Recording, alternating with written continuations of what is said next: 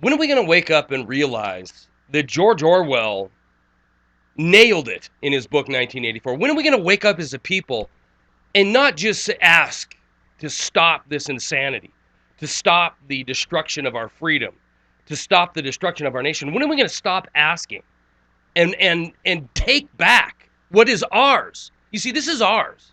This country, this is our country. The money that's in this nation, it's our money. We are responsible for it. The things that are happening around the world, the maiming and killing and butchering of not only our men and women, but people around this world, that's happening in our name.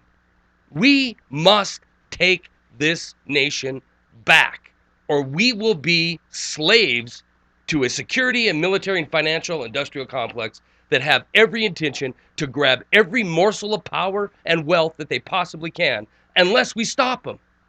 Look, the USA Freedom Act, another piece of crap legislation shoved down our throats that with a title that's supposed to give us some feeling of comfort, like we're on the right path, just like the Patriot Act.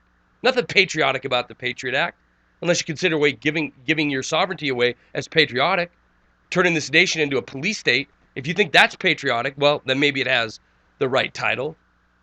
Today's announcement of the House passing or pushing through the USA Freedom Act is another slap in the face to every thinking person that wants to live in a free nation and pass that on to their children. Why do I tie the two together, USA Freedom Act and the Patriot Act? Because they have the same author, James Sensenbrenner. Now, there's a lot of groups out there, pro-freedom, pro-independent groups, that supported the USA Freedom Act. And just like that, they're falling off the bandwagon because this thing has been completely gutted from its original intent. It was supposed to stop the alphabet intelligence agencies from gathering mass data. It was supposed to restore some faith that our nation gave a 2 cents about your personal freedom and your personal privacy. But just as everything else in Washington, D.C., when these cameras are on, they want to placate to you that they're working on your behalf. Now, look, there was bipartisan support for the original USA Freedom Act. This legislation, as soon as the cameras were off, got watered down into something that is absolutely and totally meaningless. The NSA, the CIA, the rest of the intelligence apparatus that dominates Washington, D.C., they're going to have as much power to do what they were doing before. Now they're just going to do it under the guise of a piece of legislation called the USA Freedom Act.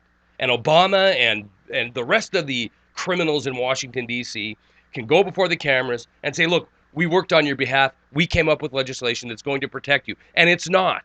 That's why you have these people falling off the bandwagon. Harley Geiger of the Center for Democracy and Technology, Kevin Bankton, New American Foundation, Amy Stepanovich from the ACT Foundation. All of them are jumping away from this thing. They're dropping it like a hot potato. Why?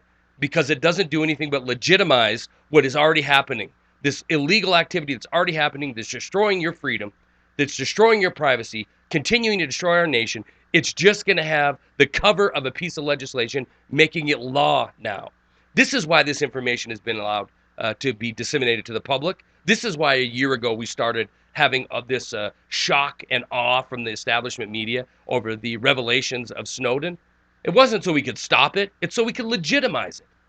This is how it works in a nation that is run by fear of a terrorist in every corner, fear of an Ahmadinejad under every bed, and now soon to be fear of the return of the Soviet Union as we see the continued beating of the drums of war and hostility towards Russia with the events going on in Crimea and the Ukraine. Look, our nation has been lost, and if we don't take it back, we will end up as nothing but slaves to a bureaucracy that isn't elected but appointed and has no intention of letting go of that power. You don't believe me? Look at the new headquarters for the Department of Motherland Security. It's supposed to be $3 billion, way over budget. $4.5 billion palatial mansion for the true power in Washington, D.C. We even have the director of the FBI coming out today saying, quote, Americans should be concerned with the amount of power the government has over them.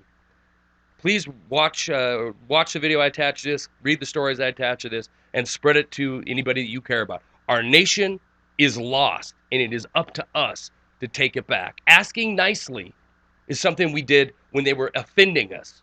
Now they're literally stealing your freedom, your financial future and keeping it and hoarding it as if it were some kind of trophy, and have no intention of returning it to you without you standing up and taking back what belongs to we the people. Stories are attached. Please spread this video. That's all I got.